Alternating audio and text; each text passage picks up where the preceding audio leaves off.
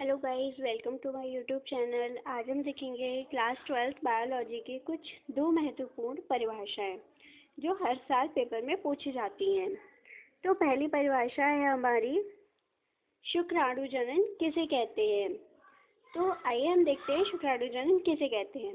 नर के वृषण में शुक्राणु के निर्माण की प्रक्रिया शुक्राणु जनन कहलाती है।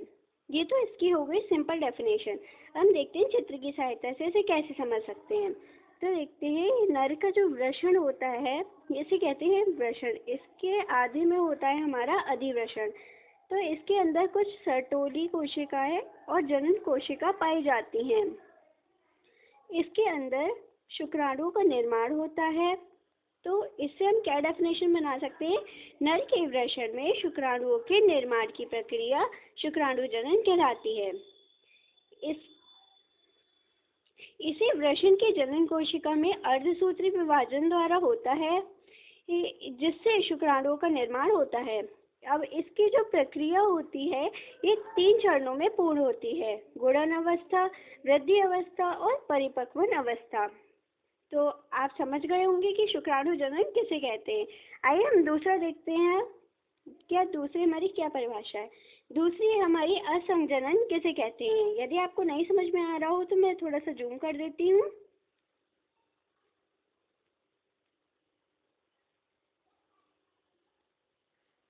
तो ये है असंजनन किसे कहते हैं, उदाहरण सहित समझाइए। असंजनन, हम इसके वर्ड से समझने की कोशिश करते हैं। असंजनन किसे कहते हैं। अ मतलब होता है हमारा नहीं। क्या होता है हमारा नहीं। तो संजनन मतलब निषेचन। क्या होता है हमारा निषेचन।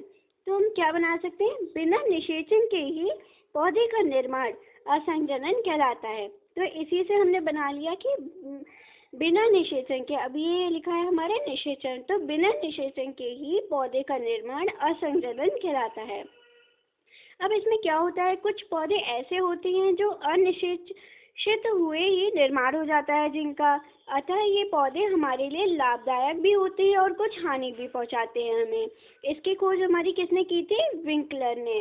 ये बहुत महत्वपूर्ण है, ये पूछा जाता है कि असंजनन की खोज किसने की थी, तो विंकलर ने की थी।